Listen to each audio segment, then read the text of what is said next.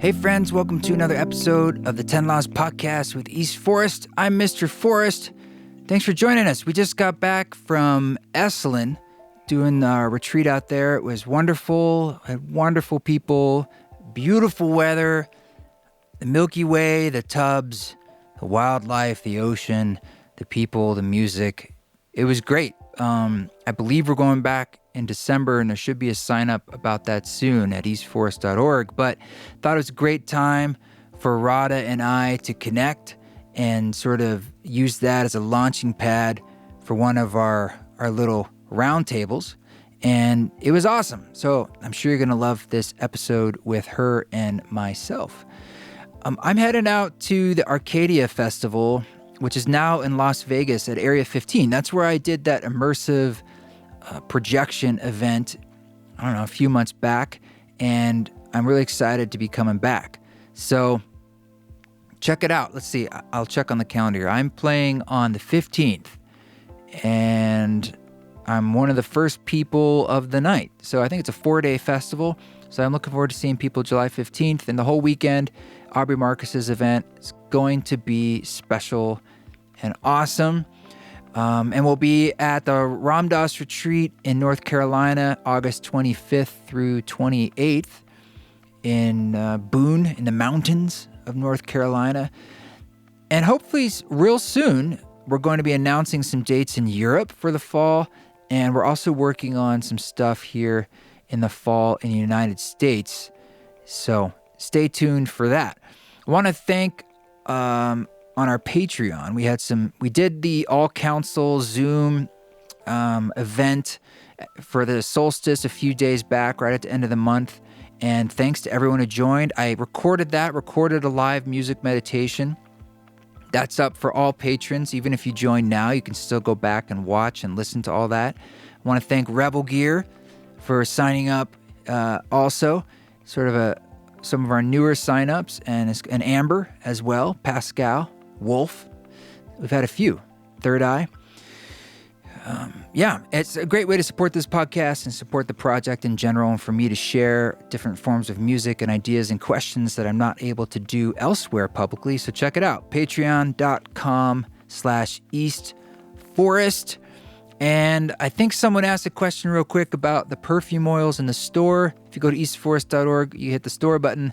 They should be in stock any day if they're not already, but thank you for your patience. We're a little mom and pop organization here, and we try to keep things in stock as best we can. I don't think there's a lot more housekeeping for the moment. I hope you're enjoying the Still Possible album. I'm working diligently on my new record and, piecing it together. I have another drum recording session coming up this next week with Jens Karas. And then Owen Hoffman-Smith's coming in to do some more bass and also some cello. So it's getting there. It's getting really close. I'm starting to see the picture. And we actually have some recordings to share with you before that comes out. And more on that soon. But for now, let's get into this wonderful, wonderful conversation with the beautiful Marissa Radha Webner.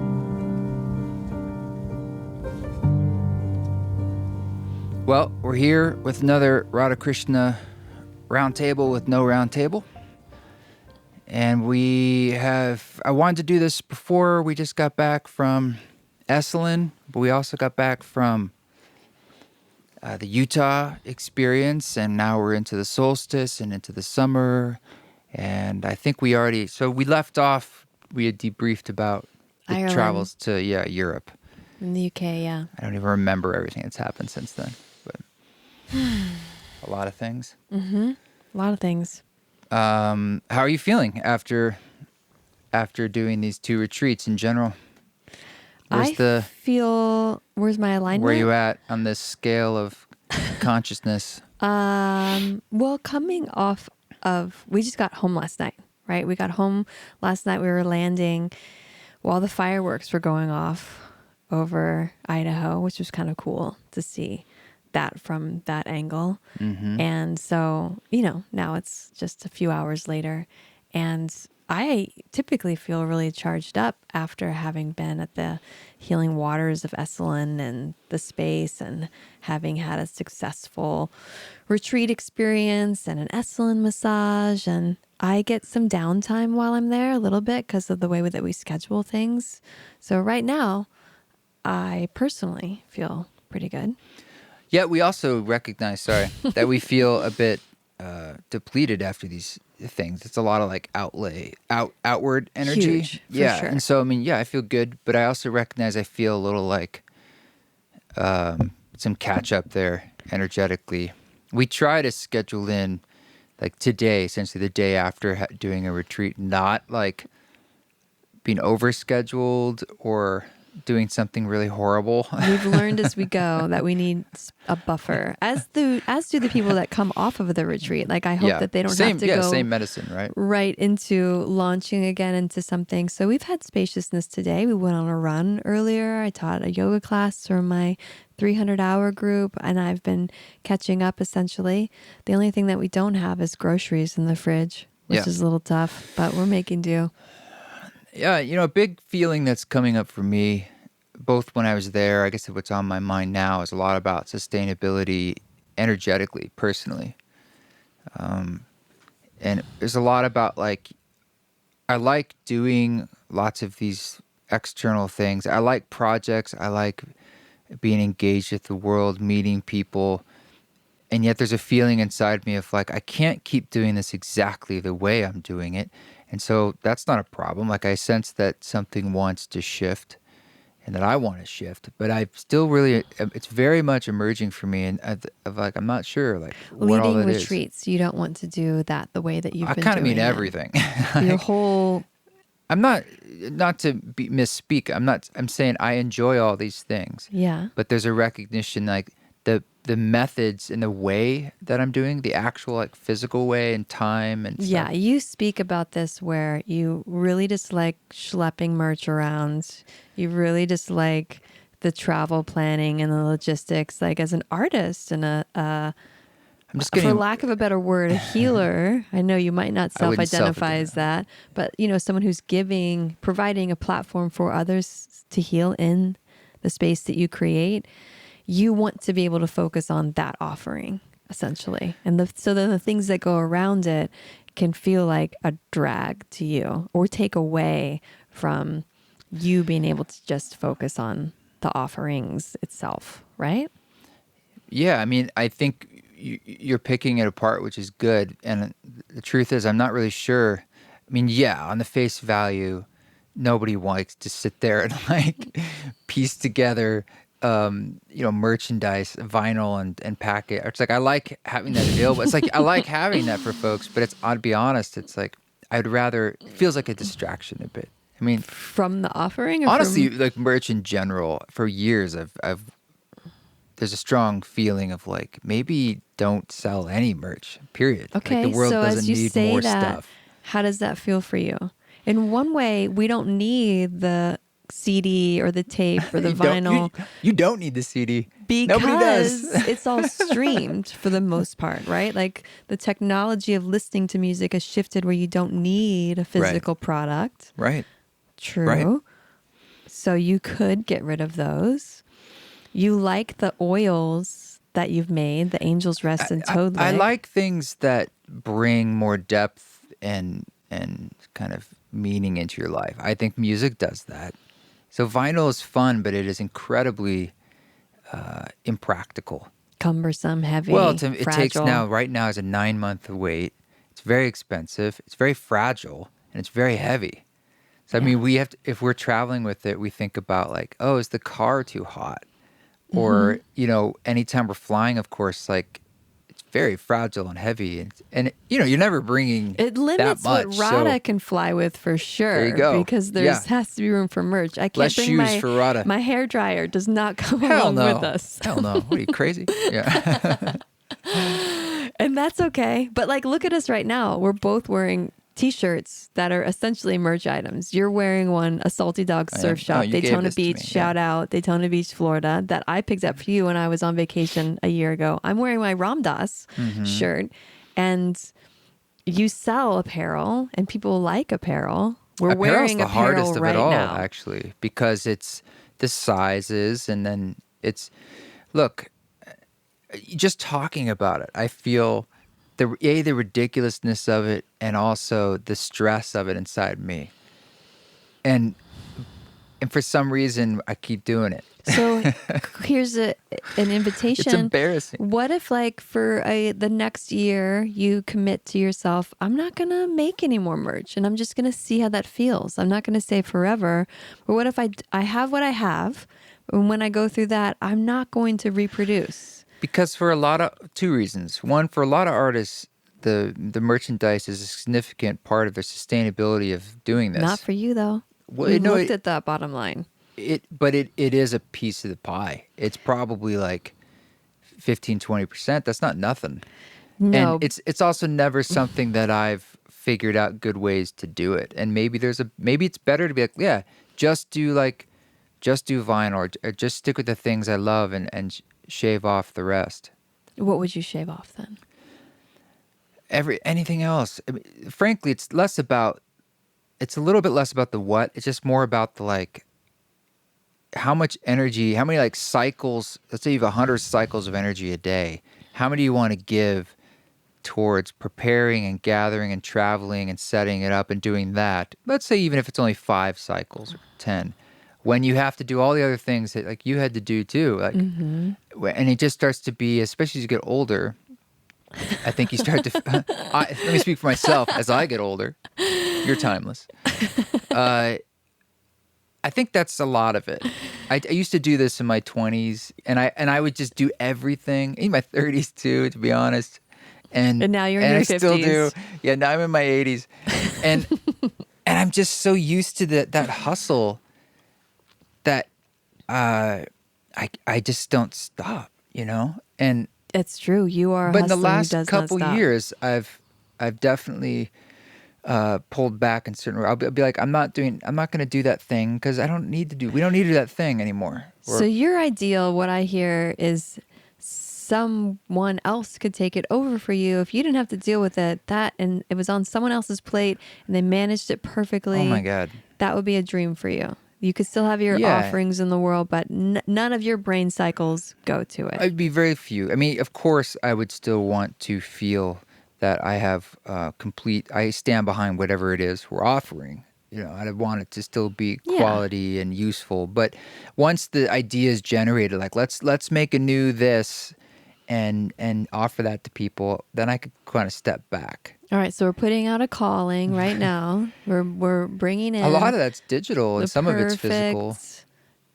Distribution service, designer, etc. That makes really thoughtful, high quality goods that aren't. Yeah, and with garments, you're 100% right. world. Like for years, we tried to crack that code because if it's not organic and it's not made here. Very hard to find things like that aren't super expensive, and then you have very few options. Like, it's not good. Like, it's hard. Like, the garment industry is terrible, and from a global warming perspective, from a labor justice perspective, it's bad.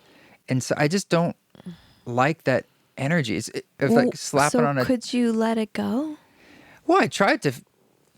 There are sustainable answers. It's just honestly, I don't have the time to like take that kind of deep dive. And so could you let it go for the time being? Yeah, I kind of have. I mean, but we brought stuff with us because I think people would be like, oh, there's no vinyl we can take home. Anyway, we don't have to get too in the weeds on. Well, we just did a weed deep dive. What would you like to talk about? No, I'm not complaining. I'm just saying we did, and that's totally cool. I want you to feel like what the brain cycles you have to spend on things, you're spending on what you want. And I know that that's a growth edge for you and somewhat of a constant source of frustration when you have to do things that you don't quite enjoy. But part of it is it's less about me being a bitch, and it's more just about let me explain where that bitchy comes from. Okay. I'm getting worn out. Yeah. And so when I say sustainability, I really mean just like in order for me to not just be like, I can't do this anymore. And I feel like that'd be a shame because artistically, I feel I have more to grow into and more that I want to share. And I'm getting a little bit worn out on the logistics. And some of this happened through COVID, where we were kind of like our whole team was a rebuilding process, and that's still being sorting itself out and evolving. And like, okay, now we're just like the last 6 months sort of doing work, like, okay, we're touring, and now how is that going to work, and the things we're talking about. And some of them are quite pedantic, like merch, but some of it's much bigger questions about how much, what are we doing, and how do we want to do it? How do we want to meet the moment in the world, which is always changing, Yeah, I feel like what you're pointing at is relatable in the sense that probably a lot of us go through cycles where we reassess how we've been doing things and what we want to continue doing. And the piece about merch, it's like consumerism. Yeah. What do you buy? What do you sell? Why do you buy it? Do you need it? Where's that impulse coming from? What would it be like if things shifted and we didn't buy and sell as much? Those are worthy, valuable questions to ask yourself. They are. And to change, because we come into adulthood really with habits and behaviors that we don't even know why we're doing them. Or from a society that's programmed us to think that this is the way that it's done. And children, we all take it for face value. If our teachers or our parents tell us there's such a thing as Santa Claus, we believe that. We have nothing to base that off of that's different. So we take in everything like, yeah, mom and dad and Mrs. Sowerby said that this is how it is. So this is how it is. And then as adults, we have to relearn that and actually choose, which as a collective, as a we, I feel like we're doing on a global scale with a lot, particularly American history that we've been given. Yeah, I wouldn't say what I'm going through is unique. It's very much tied to vestiges, like the remains, the ashes of this COVID thing that we're in still. But everybody is and has been sensing that, like, man, there's certain things I do not like how I've been doing it, or I want it to change, and trying to suss it out. But that doesn't feel good anymore. This feels like a no to me. What feels like a no? Just that's the feeling. Like, this doesn't feel in alignment anymore. People are getting that hit. That thing I used to do doesn't feel right anymore. Well, to give a little, credence to the whole picture here, it's also like there aren't easy answers. Some of this isn't black and white. No. It's like, for instance, sticking with this same example of me. Let's get back to me. Like, it's interesting to you're trying and wanting to put forth a different kind of narrative and help build a new story, but you're doing that within the old story, within the mechanism, like the airplanes, the concert tickets, yada yada yada. You know what I mean? Mm-hmm. And maybe an analogy is like trying to reinvent or bring some kind of new emergence inside the medical system, which for someone who's outside of that one, I'm like, that seems almost impossible. But it's on the individual level where you have to decide how you want to navigate that, which elements you want to use, which you have to be your own advocate in that way. And it's this dance that I feel I'm doing that feels between worlds or within, balance. We are. Yeah, and that's maybe what I'm speaking to. I'm almost sensing the unsustainability of the whole thing. Yeah. But I'm like, but I don't want to just pull out and what would I like having purpose. In order to transition, you have to give yourself pause and space where it is unfolding both at the same time, the collapse and the new beginning. But the more space you can create, and I think too, the more you can stop doing certain things, that's the crack through which the new emerges. Right. Yeah. And you don't know what the new is. What we have been conditioned to do too is project forward from our mind, and the mind is projecting only based on what we've already experienced. You haven't already experienced the new. That's impossible. And so getting back to the present, slowing down, stopping. That's the only way the new can come forward, not through what I think it should be from my mind based on what I know. Yeah. And I do feel a desire to slow down certain processes. And every time I think about that, it feels really good. And it's not stopping, it's slowing down on certain things. Timelines. Yeah. Going slower. So, and this is, I think, it just to reflect on you a little bit more, the energy of your 20s and 30s and the hustle that you spoke to, that was a certain moment in time, period of time where you had that energy. It was right for your evolution then, like we mostly all are in our 20s and 30s. Right. So entering into your mid 40s, it is a slowing down. You don't have the same kind of energy. That, and then like honoring that, like I as a being am actually different. That's where midlife crisis comes from too. It's a time to reassess and like almost sometimes the first time you've paused, where you get to a place and you're like, whoa. The middle passage. Is this the person I want to be with? Is this the job I want to have? Is this the life I want to have? I worked so hard to get this life. Instead of the front half. Does this work for who I am now? Actually, it worked for who I thought I wanted to be, but that who I thought I wanted to be is totally different 10 years later. Yeah. Yeah. It's a kind of emergence, a shedding of old ways with something new. But it's true. You have to make that space so that since you can try out new ways or let them learn by doing as opposed to it being just an idea.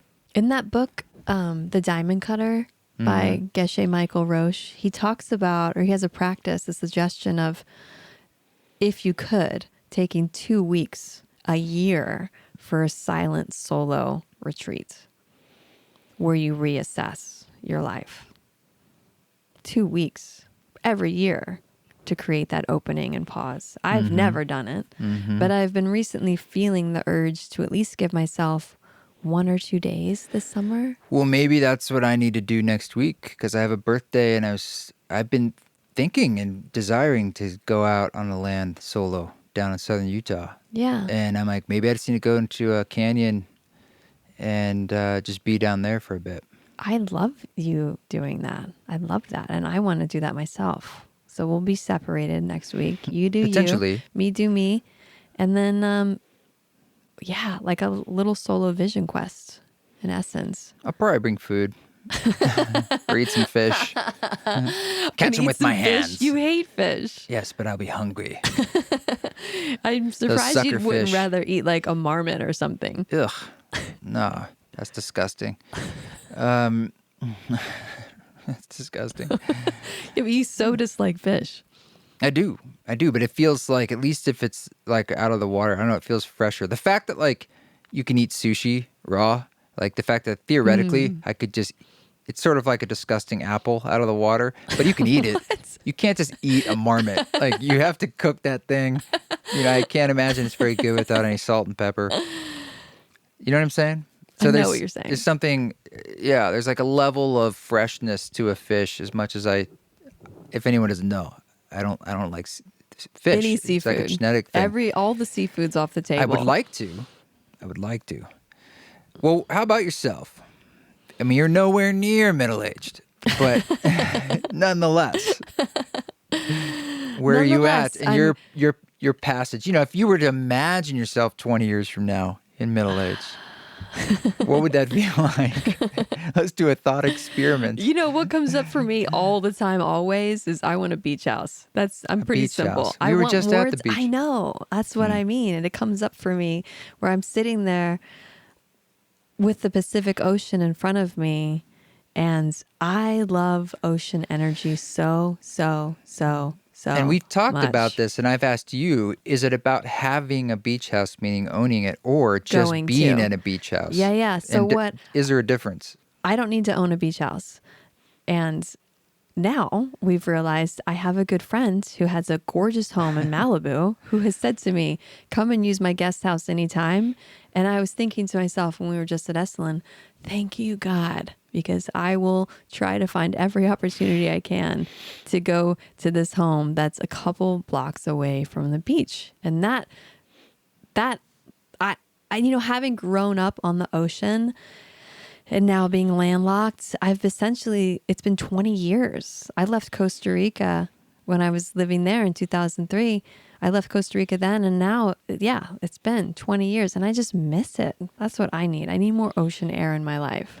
Yeah. Yeah, I've been doing the high desert thing for a while now, and I love that energy, but I agree. It's also been so dry out in these parts for the last few years. Yeah, but the ocean is a particular primordial energy and mother energy and like love energy. How did you feel when you were at Esalen, even though we weren't actually on the beach? I felt love. I felt infinite. I felt held. I felt calm. The positive ions too, just from the ocean air. Skin's better too. Yeah, skin gets better. I love it. So ocean, and as a kid growing up in Florida, where I didn't have we were very poor growing up. And so the only thing we could really do was go to the beach because it's free. Go to the beach. We'd play all day in the sands, all day in the water, all day in the sun. And that was our recreation. Almost all, were you like all the super time. Tan? No, I was freckled and sunburned. Just burnt all the time? Yeah. And then when I got a little bit older and I would go to the beach by myself, the beach was like, for me, the nature that I could always count on, that would never go away, where I didn't have a sense of like family connection or guidance or support in a lot of ways. And so I would find it in nature, and it was the ocean. Like I knew I could go there and just the peace that's there. One, but also then like the community that's there, like the community that comes to the beach for sunset. Wackos. Yeah, or the driving up and down the beach. Yeah, the girls gone wild, all of that, everything. Were there any full like, spectrum. if there are all these kids who were out there without parents just playing, did you ever like a couple a year who just sort of disappeared into the ocean? You mean like did people die? Yeah. Because that I knew? Kids just being kids, like they get in a rip. Well, there's lifeguards. There's lifeguards okay. up and down the beach. Yeah. All right, free babysitters. We would go to the beach supervised when we were kids. Gotcha. Yeah. I mean, then not all the time. I take that back. But a lot of the times we were. You had like 10 siblings or Once something. we got a little bit older, we went to the beach whenever we wanted. And we would, because we lived on the beach side and we would walk there. And that was the thing that you would do. Yeah, sure. Is go to the beach and you'd see people and you could swim. It's recreation. Everything that you could want is there. There's the like trucks that sell hot dogs and snow cones. Yeah. Whatever. That's everything. Actually, that reminds me of this moment when we were at Esalen. I'm going to tell it, where we were having the dance party, which is really fun. Really fun. And FEK and Max were DJing. And I leaned in and told you, I said, this is a peak moment. This is everything. This is your total dream. This is a dream come true for you. Because you're at Esalen, you're at the ocean, you love teaching. You've been wanting to be in a dance party for a long, long time. You weren't DJing it, so you were just totally ecstatic. I was dancing with you, and you had a cookie in your hand. You were dancing with a cookie. And I was like, this is it. You have reached the peak. We'll get more peaks, but this is a peak, and I just want to like put a little flashlight on it. So you're like, yes, I am ecstatic. Yes. And I was. Yeah. So blissed out. It's so grateful for my cookie dance party. We were dancing in the room in Esalen with all the doors open, and there's this raccoon we discovered was living in the bushes, and it snuck in the room and was secretly stealing, like it took a whole loaf of bread from one of our participants, just kind of snuck it out, ate the loaf of bread, came back, and it was a little thief. Wildlife. Yeah. Do you want to touch at all on, I haven't really spoken a lot about the retreat in Utah, but I think not that we have to do like a recap, but share. more about what's alive now.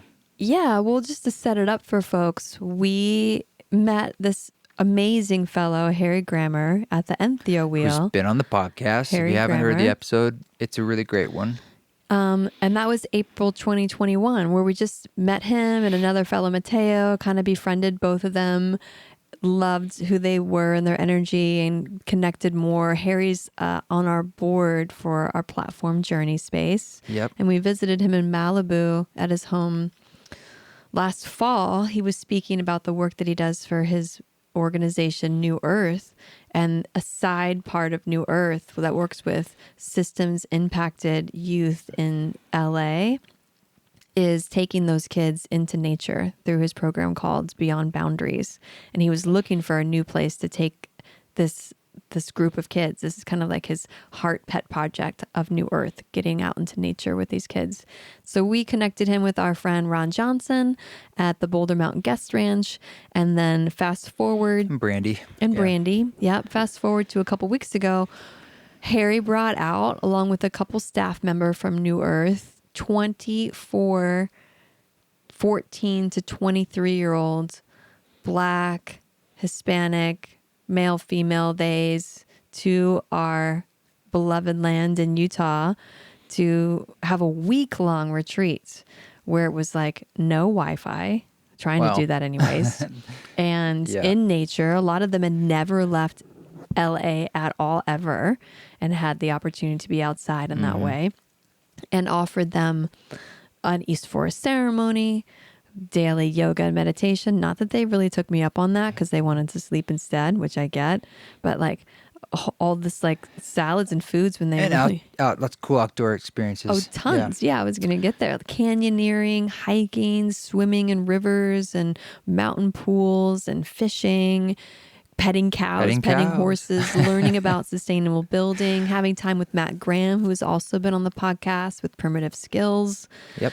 I mean, it was like a packed roster. They had the eagle guy there. The guy came with a 27-year-old golden eagle that was like his mistress. It flapped its wings, and like several of the participants ran out the door. Screaming. They never came back. They had the Dark Ranger there who gave a PowerPoint presentation. What was the name of it? It was like Astronomy Potpourri. And it was in like the block font from the 80s, late 80s, early 90s. Amazing PowerPoint about astronomy, and immediately out of the gate does an astrology joke, and everyone's like crickets in the room. Driest jokes. Yeah.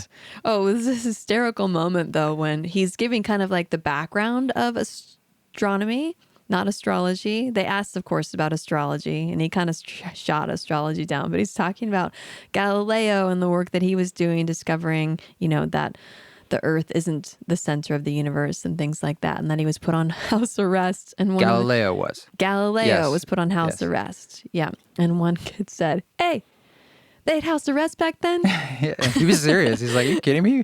The 1400s or something? They had house arrest? That's terrible."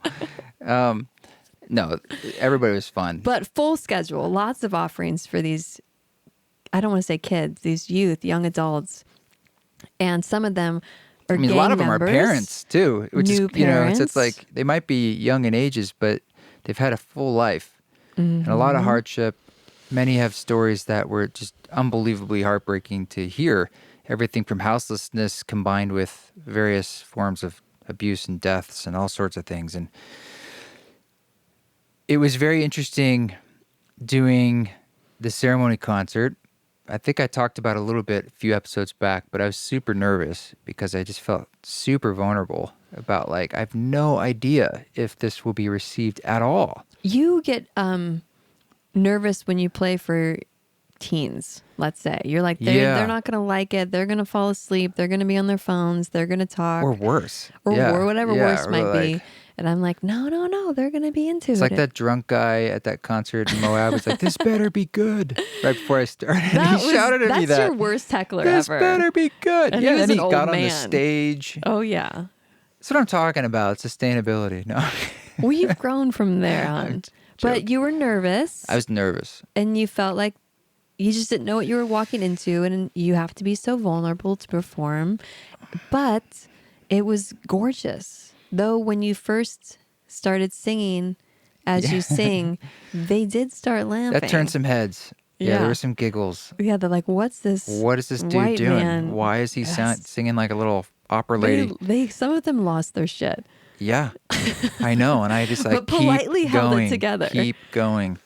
Everyone stayed. Everyone was in it, and several had very deep Yeah, the Dark Thoughts breakthroughs. song was played near the beginning, and I think it really cracked some folks open. And I did feel, absolutely felt, the experience was probably an hour or so.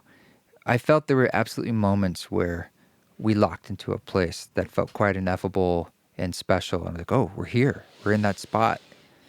And I didn't want to push it too far, like into, sometimes in those concerts, if you feel it and you feel like the group's there at the, you're just like, let's like dig into the darkness a little bit. And that's not a bad thing, because you want to like, you want to grind it up a bit, and then you're going to Yeah. come out of it. And I Yeah, felt but like I grinded a little bit. It's like, I can't go too far, no, because no. things are feeling actually like people are pretty raw in this room. Yes. There are some people who are really going through something right now, and I want them to feel supported by the music. Yes. So in the end, I think it worked well in that regard. But that was a edgy experience for me, for sure, and something I'm very proud of. But Certainly your most diverse crowd. sure, absolutely, yeah. I mean, you add all the differences we have socially and culturally, and it's cool when you get that much time together to get to know each other and drop through all the identities that we have. And not trying to bridge the gap of like our differences through like, well, I also have done that thing, or some people you know what I mean. It's more just like, yeah, I had a very different upbringing, but right in this moment, let's talk. We're just jamming on fishing or like music or food Connecting or human whatever. to human in the present. Yeah, it was awesome. It was one of the most rewarding experiences I've ever had in my entire life. And I would definitely do it again. And I want to do it again. And even though I wasn't able to offer the entry into yoga and meditation in the way that I had hoped for, because literally they wouldn't get out of bed until like 11 a.m.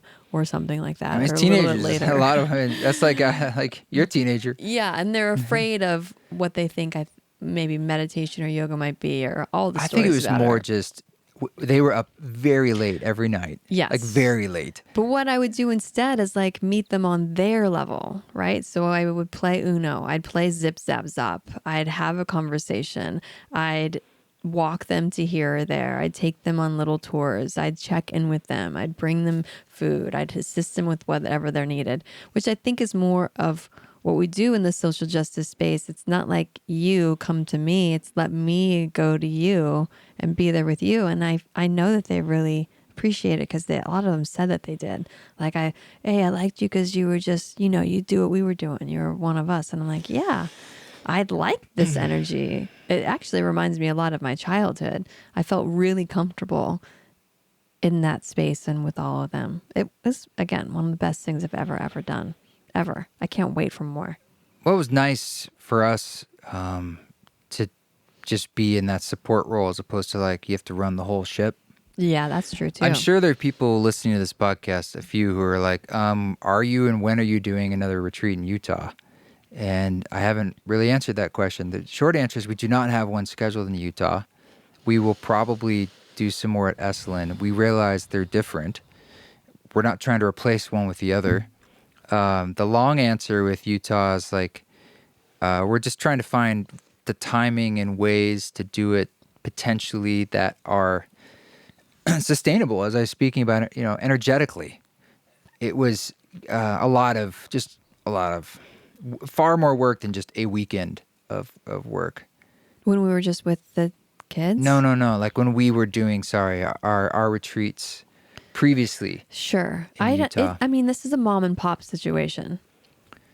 You mean us? Yeah. Yeah. Where we're doing Mom all and of it. Part-time step pop. Mom Yeah. and part-time step pop. So Yeah. we don't have the team that's doing all the things, but I like organizing and planning and dialing in to a lot of degrees. So I take that off of your Well, the shoulders. short as answer much is we as I don't have can. one in the books. If people are wondering, Well, it's like basically schedule. there is not one scheduled, but Yeah. it's not a no, and it's not. We just don't have a yes yet. But we will be at the Ramdas retreat. Yeah, August 25th through 29th or something like that in North Carolina. Yeah, You'll be looking forward to that. performing. I'll teach yoga every morning. Yeah. We should probably, I'm curious, maybe do a little check-in on Journey Space, just because in general, it's been evolving and changing over the years, and I don't know, it's a very dynamic space, and I'm curious how you're feeling about that. I mean, I could just give a little background in that we are shifting, we did shift gears a bit. We're like, hey, yeah, we offer online facilitation for groups and individuals, but we're also going to lean into a music library to really fill this gap in a way that we think is effective to provide music that is tailor-made for Journey start to finish. So we just got that music library up online inside the journeyspace.com platform. Mm-hmm. So check it out. I think individuals can do it too, right? Oh, yeah. Sort of Anybody can sign up. join through journeyspace.com to have access to the music library. And essentially, it's East Forest music with different timed New music. ceremonies. Yeah. New music, Unreleased. hour, 2 hour, 4 hour. Some of them have introductions and outros. Some of them don't. So they're with him. That we're going to add my voice to it too, so that there's a female option for folks. And you can use it for yourself to journey with, or as a therapist or a facilitator or guide. It's great to use in your sessions because, I mean, if you're listening to this podcast, you know how great East Forest music is for journeying. But we did do it with the thought of clinicians to use it in their sessions. And of course, it worked great for body workers and anyone doing really wellness arts where you use music. And probably most people don't realize that in commercial settings, Yoga classes, body work, acupuncture, therapy sessions, psychedelic therapy, all of those are commercial settings. Yeah, and there's a rights issue where most people think you can just play music on Spotify, and you're actually not supposed to from a legal point of view. And if you want it to be not only fair to the artist, but in compliance, you need to use platforms that have essentially created a license for you to do that. Which is a payment. Right, which there aren't many options to do that. People can go to is it Marmot that you use? Marmoset, but that's a little Marmoset? different. That's like probably a one-time use. I'm just saying. Yeah, that's like licensing songs, which this is more like restaurants think about this when they do background music. They're also not supposed to just play it off Spotify. They have to get they do it through Pandora Business. Or a store, any commercial setting that you walk into. That's why you hear like there's like those satellite subscription services like Walgreens uses or something to play that. And they're using really cheap music. That's why it's the music it is. Or that's why Muzak exists, actually. Muzak. Yeah, with a K. which everyone knows what that is. So we're trying to do the opposite of that, where it's really good music that's in compliance and turnkey for you. So you can just press play and it'll be that guide. And the library will grow. There'll be more musicians added, more flavors added, but all curated too. Well, so you can trust over what time, you're getting. Yeah, we will be looking to discover and help curate and cultivate new artists in this space. I mean, you have a dream of it even being a record label. Well, essentially because that's what it would be. It's like, okay, we're trying to find now and develop through like an A&R thing, like other people who are making music in this space or want to, established artists or emerging artists, and helping them develop stuff that we think, hey, maybe this, if you did a little bit like this, would work best for this platform. And then helping them get that music out there. Yeah. Mm-hmm. Yeah. So that's step 2. But step 1, check it out if you're into that. And we're still doing our monthly journeys as of now. So you can sign up for those too. The Journey Space Journeys. The next one's on July 23rd. 3rd. Yeah. Yeah. And then August too. Mm-hmm. Which might be a cannabis-focused ceremony. TBD. Which Lewis suggested. Shout out to Lewis, our third partner in Who's Journey also Space. been on the podcast. But besides the things that we're doing, what else is up for you? Well, what's up for you? Here's the Dig Deeper card. Are you going to pass that one to me? Oh, God. What's the name of that game? We Are Not Strangers. I hate that game. Isn't there a card in it that's like just clear?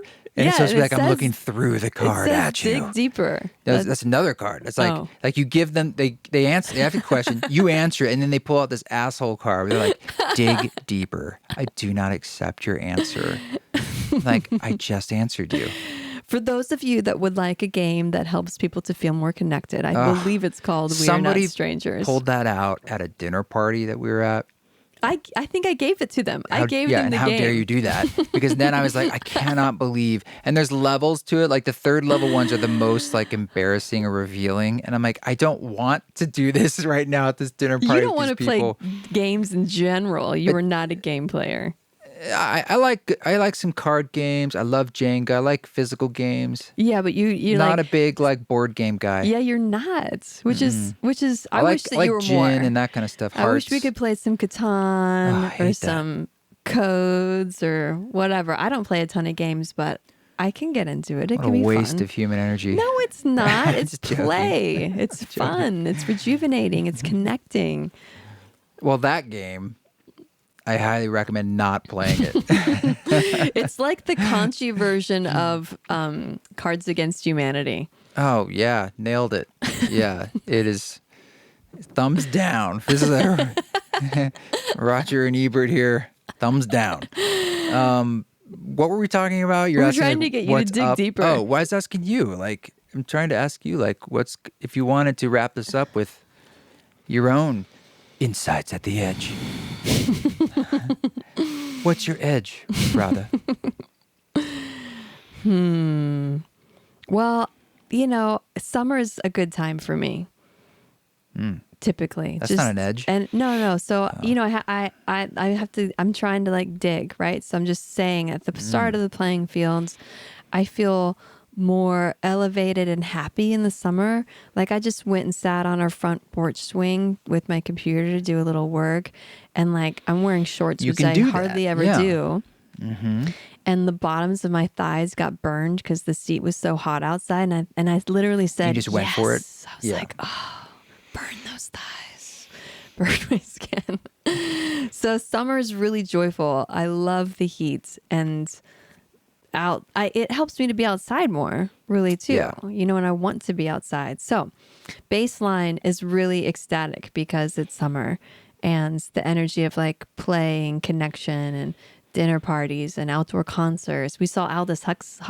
I keep saying, when my mind is Aldous Huxley, Aldous Harding, from New Zealand. Well, this is her alter ego artist name, so maybe she's playing there with things. You don't think her real name is Aldous Harding? Oh, I read her bio. She has another It's not? name. Okay. Yeah, that's her artist name. Okay, well, no wonder she keeps confusing me then with the other AH. And that was an outdoor concert here in Boise at the Idaho Botanical Gardens. Not what I expected, but I've never been to a concert like that. I never could have expected to be glared at by the artist, and that's part of her shtick. It was intense, man. Yeah. It was like intentionally off-putting and disconnecting. I thought it would just be singer-songwriter, very intimate and warm, and it was like cold and arty, super art house, but there not much of a way in emotionally. Very like precise, had a whole band, very, very precise music, but it didn't feel like there's any room for, it felt like an art performance. Yeah. And that's not what I thought it would be. But it was still nice to sit outside on a picnic blanket for sunset, listening to music with our group of friends who I love, our True Fort friends here in Boise. So that's a treat. Aren't they doing a mini festival in September? Yeah, Flipside. So what's the deal with that? It's like, how many bands will that be? I heard 50 plus. Wow. Over 3 that's days. That's a legit size. Yeah. So now if people want to come back, because Tree Fort's going to be the full-blown in late March again in 2023, but it sounds like they're going to do this. Mm-hmm. This is like September 23rd-ish. Size or less. That weekend in Garden City versus downtown Boise. Which is basically Boise. Here. Yeah. Yeah. It's cool. Boise. So I'm in this moment in a happy place, and my edges are... I mean, do we talk about relationship stuff on the podcast? You can. I'll just edit it out. But if we get into a fight, I'm definitely going to edit it out. I'm kidding. We don't fight. We don't fight. That's why. Our relationship always provides edge growths for me. But I feel myself in relationship with you have these really deeply satiating, expansive periods of utter connection and just like Compare up against what? happiness and like stability and just like a feeling of like, yeah, everything's in its proper place and the sex is amazing and the Whoa. connection My is mom might be listening to amazing this. and the ways that we co-create feel really good, and there's an ease with our home life and travel life, and just like, yeah, it's like everything's on. And then something happens where like things start to fray at the seams, let's say. And this is, I think, what happens in every relationship, that you go through these like cycles of up and down. But the downs, when we're in them, I feel like our whole relationship, I've had this mindset, which I'm very grateful for, of this is just a down and it doesn't elicit doom. Like, does this mean we shouldn't be together? Does this mean we're fucked? Does this mean he's a horrible person, etc., etc.? I very rarely go into that mental loop, and it's just like, oh, things are really hard right now as we grow through this new layer of revealing of self. Well, thank God you hold that light. I don't know. I didn't forget, of course, but talking about the last few weeks, like, had a down cycle there over some touring, and I had one of the most powerful days of my life, just last weekend, right? Last Tuesday.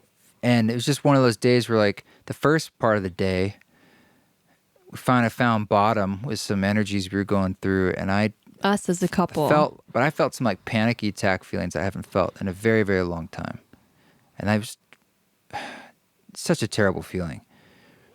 And then that night, you were doing a ketamine therapy group that I was sort of planning already to go to. And a part of me knew is like, well, I'd imagine this would be helpful for me, as far as it usually is on an anxiety level. Because your morning had been so raw. Yeah. But still, part of me is like, I feel so raw. Mm-hmm. And when I got in there and everything was really kicking in on the medicine, part of me was like, wait a minute. What am I doing? I am, it's an amplifier, these psychedelic spaces. And I was like, I'm definitely feeling everything. Not like, oh, this is now a new feeling coming. It's like, no, I'm still in this thing. It was just a few hours ago, and now it felt huge. And on top of that, the potency of the medicine was sort of accidentally. But there's no accident. Well, what would be the accident? Let me put it this way. 2 years ago, at this time of year, on my birthday or the day before, which is almost the same timeline, I had that shot of ketamine that was crazy strong. And at that moment, it was accidental in the sense I didn't even know it could be that strong, or that was completely dumbfounding. This time, at least, I knew it could be super strong. So when it came on as strong, but this time through a lozenge, a troche, so a slower experience, but the most powerful experience I've ever had. More than, I don't even in the moment I thought about this. It's like, don't qualify it. Mm-hmm. But I don't know how to talk about it then. And so I don't need to talk about it. But let me just say that all that happened in one day last week. And it was a huge reset where I really wanted in the moment to be like, I got this. Like, this is a new space. The energy I was feeling, at the same time, it's the same central space. And I was like, I know what I need to do. I need to meditate and find center, and just everything that comes up, just keep letting it fall away. And yet, I had to wave my arm at some point where I couldn't see or anything. You just put your hand in there. I you was were lying seeing on your back. through the blindfold, by the way. I didn't tell you I've this. had that happen before. Yeah, like it's pitch. I'm seeing like clairvoyantly. It was crazy. And anyway, I put up my hand because I was really being like, I need help here. And there was no response. And I had to be okay. What do you mean there was no response? Well, I did it before. I'm saying at first, there was no response. Oh. And I was going through this. You did it where I missed it. Several times.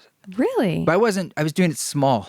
Oh. It was all confusing to me. Okay. All I knew is like, I don't know if this, what is help anyway? It's that kind of thing. Okay. Well, it was about 40 minutes in Oh, it was full on. where I saw you put your hands up. I Maybe was you had done it larger convulsing. that time. I mean, I was. And I came over and I held your hand and you just squeezed it and gripped it and you Like, were do not go away. It's do like not a go life away. raft. Both of your hands were on me, holding me, and you're like, and you kept saying things like, "I'm sorry."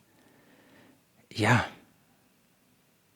That was repeated, and I'm afraid. I'm think. afraid. Yeah.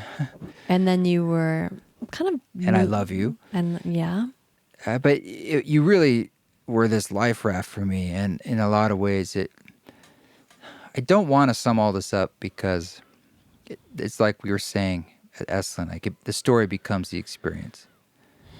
But I don't want to not talk about, especially now I think I'm it's helpful teasing to people. share what it was like for you.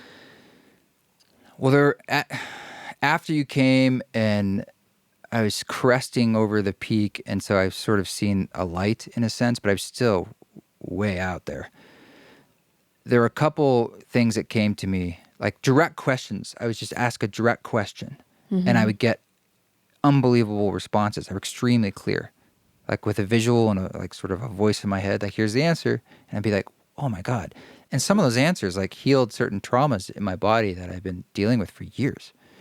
Will you tell us more about that? Well, and then I was going to say, and there's final summation where I was trying to like crystallize the entire thing into something to carry that would translate into three-dimensional reality. And that I could share. And I'm happy to share the other stuff, but I don't know if that's more personal. I don't know if it's as, It's more vulnerable. Well, I guess it's relevant. And, it relates to a story. I'm sorry if this is rambling. It relates to a story one of our participants told, too, at Esalen. I was feeling some grief, and a lot of grief. And I think I asked a question essentially like, well, why? Why? I understand they all won and we're this and we're doing this and it's all the same thing, but then why do it? Why go through all this pain? It's so horrible.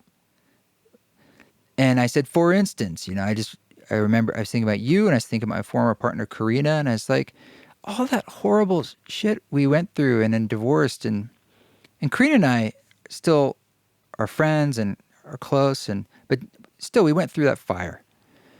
And the answer I got back was, he says, you guys, you're all just souls working together. And it's like, look what you did. It's perfect. It's like through that experience, you burned through karma and then you created the opportunity to have even more love, not on a scale, but that you have now. Look what you have with Radha, this beautiful thing that levels you didn't have before. And Karina has a child now and this new marriage, and that's like an increasing of love. And it's sort of saying all of that love, the new love and the old, it's all one love. And there's no mistakes there. It's this process of evolution to increase love. And if it's all one thing, it's like the great I, am increasing love, generating more love. And seeing it from that perspective, I mean, talk about helping shame dissolve. Yeah. Or guilt. I mean, that's what that's the pain I was working, shame. And guilt. Yeah. And it was like, that's what I was asking. It's like, I feel so, all the things are choices. And it's like, but it's like, hey, bro, see it? You see it? It's okay. And so kind of that and a few other revelations like that led me to. And then I just want to point out too, that you did have this really intense somatic response where your body was moving, shaking, writhing. It from the outside, witnessing you, it seemed like almost like something that has been just lodged in you finally moved through. And I would say, my witness of you, it's been a week now. It's been only 1 week since then.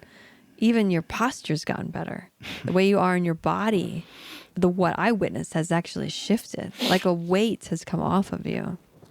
I definitely feel a shift when I even think about some of those things about regrets. they don't have the charge they had. Wow.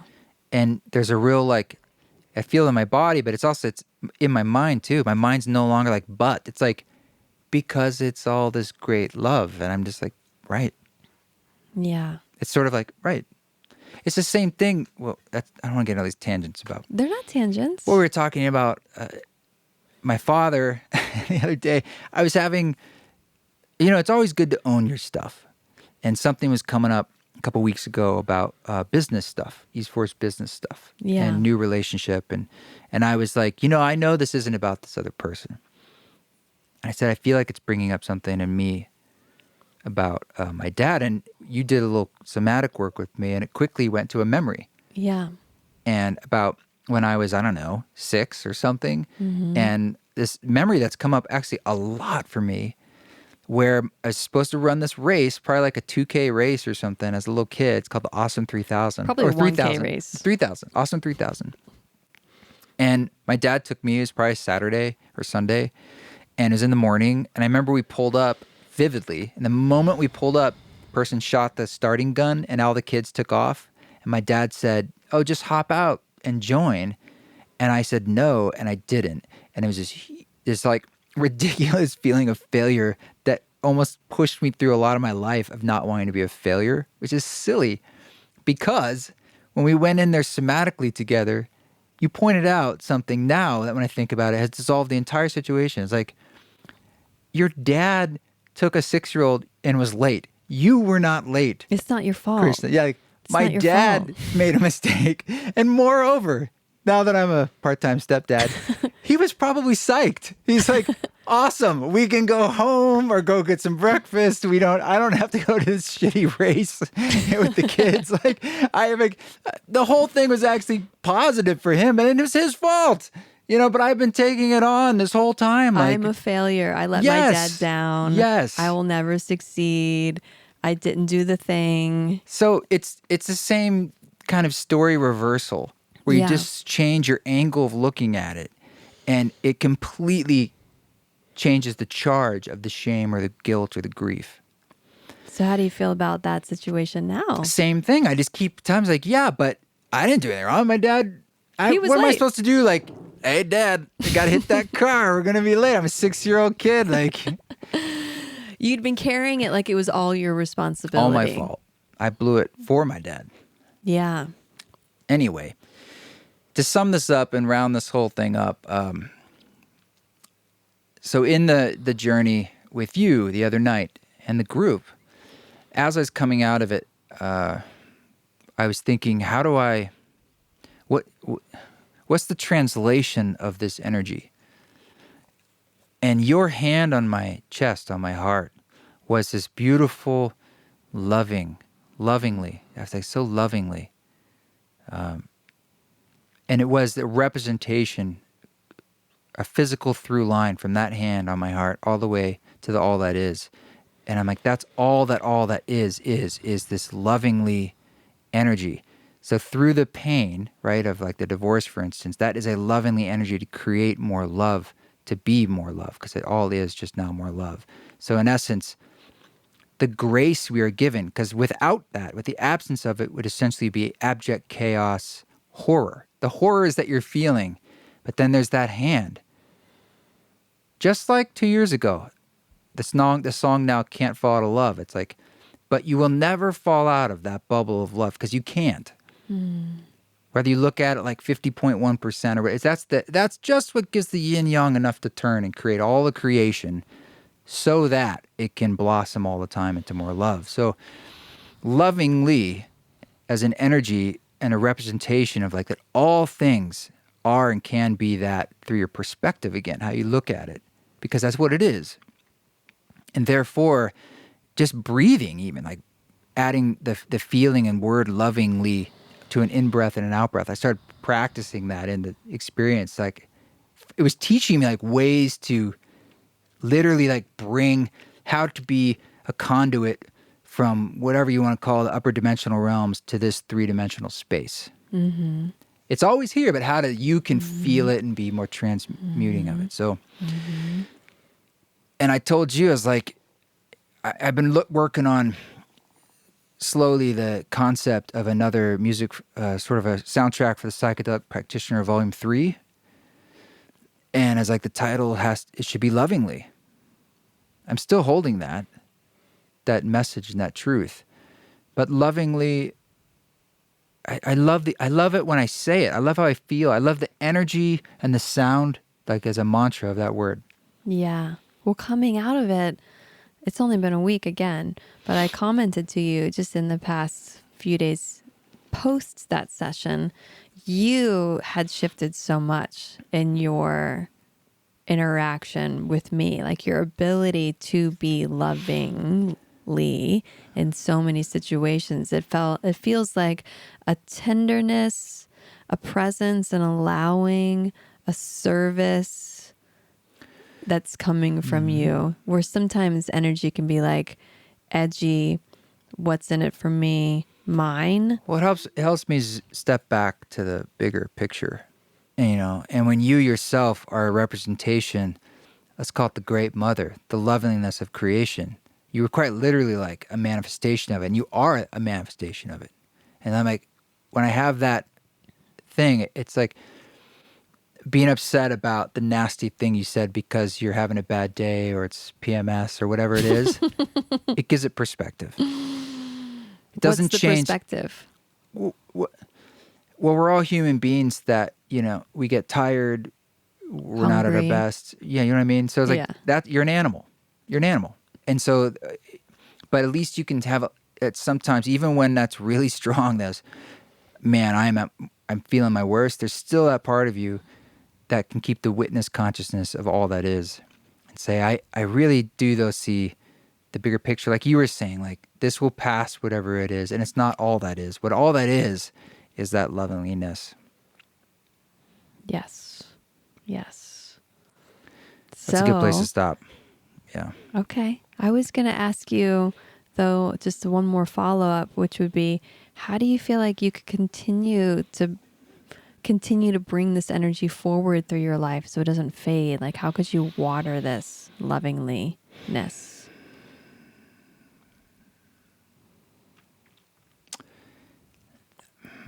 It's a difficult question. I mean, it's easy in one way. It's breathing into it, remembering. So having that reminder, because the word itself is the mechanism for me, So it's almost like having almost like a tattoo or a thing that's like every time I see it, I'm like, right. Okay. So putting that word somewhere that you could see. Yeah, it could be here on my desk. We could put it on T-shirts. Start Make to some be merch. There you go, bringing it full circle. Sell some shit. That's lovingly, man. Make some cash. Bring in the peas, bro. Yeah. I would like to stew on that a bit. I mean, I think part of it is reminders. So having reminders. It is quite alive for me, but yeah, slowing down helps too, because every time I just take a pause, it's been bringing quite a bit more presence into my life. I see that in you. Yeah, and just like literally just sitting for seconds, and I connect to that energy, and it just feels like 2 years ago I felt the same thing. Like there's like something. If I want to go through this, and I didn't have a choice. Like I'm going through this, I did have a choice. So this is changing things, kind of thing. Way different levels than my mind knows. Yeah. And it is what it is. And so I don't fully understand that, but it's bringing to mind too the journey that you had when we were with Peter in Ireland, and the shedding that it's almost like the seeds that you started to plant then of breaking through limitations that you have. And this was like another, like it happened then, like you saw, and it was cognizant how you could break through those things that had been weighing you down. And it's all actually part of what I was trying to speak to at the beginning, but doing it very inartfully about sustainability. It's actually not about merch at all. That's just for, I was a little lost when we started. It's not about that. It's about this. It's about the energy behind it.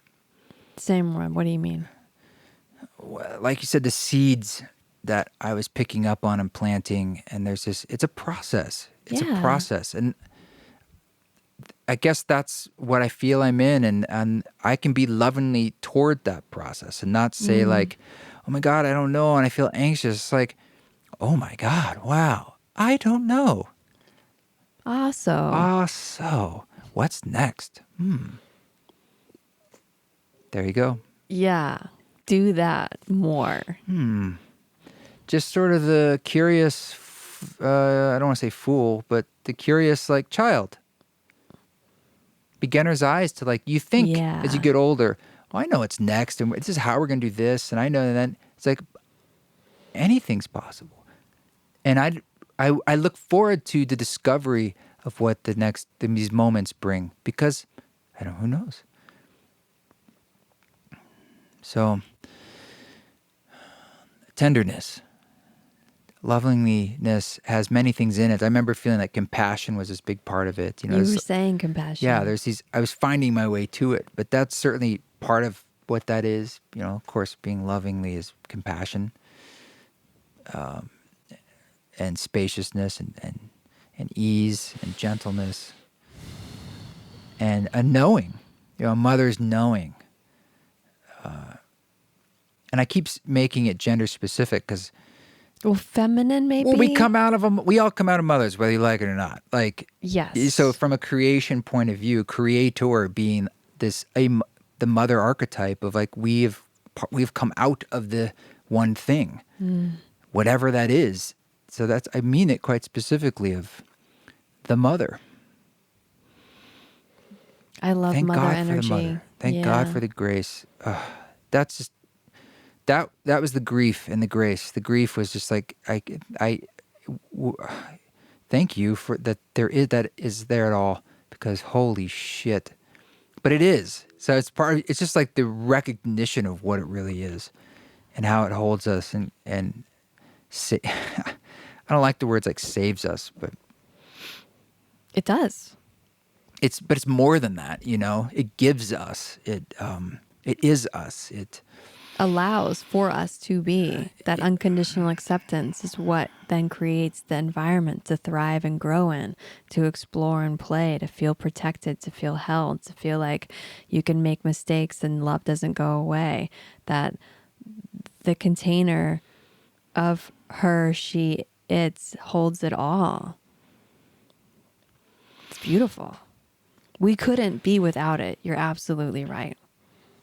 Yeah, it's like it gives us and it is us. That's the crazy thing. But it's like, but I'm yet feel like this little child that, needs that care. Just like a child is pretty helpless until they're 14, but these days maybe 26. I was going to say younger. I was actually going to say 8.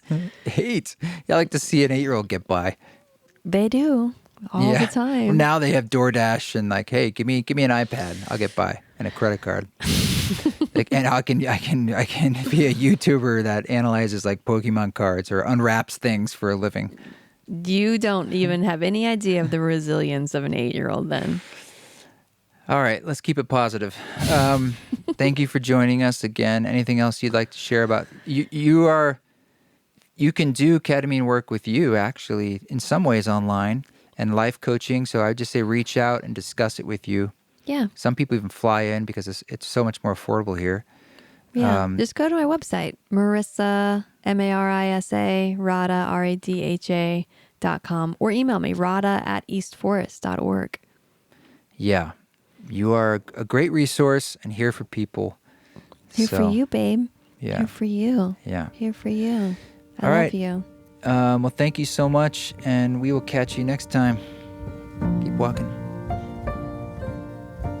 Thank you, Radha, for coming back on the show. I always love the grace and wisdom you bring to it. And thanks for doing our retreat together recently. It's always special to be able to do that with you. Check her out. She's a great resource in many ways, from everything from yoga and online offerings and life coaching online and ketamine therapy here in Boise, but also online stuff. Marissa Radha Wepner. The link is in the show notes down there. She's also part of Journey Space. And so I know some of you have started working with her individually, and it's made some really wonderful connections. So I recommend checking her out. And she's got a nice little Instagram there too to keep track of what she's up to. This song that you're hearing in the background is called Lone Wolf, and it is from the Still Possible album. That is my album of B-sides from the Possible Sessions that just came out in June of 2022. It is wherever you listen to music, and I hope you are enjoying it. It's sort of fleshing out all those little songs that didn't have a home, and now they have a home inside your ears. Thanks for reviewing this podcast. If you have a moment, real quick, you can do that on Apple Podcasts or Spotify. It helps us get the guests that you want to see. And next week, I have a very special episode. I think you're going to enjoy it. It's a friend of mine I've wanted to have on this show for a long time. And he's one of the funniest people I know. Until then, you keep walking your walk. Don't take any shit. But if you do, you know what to do. Do it with grace.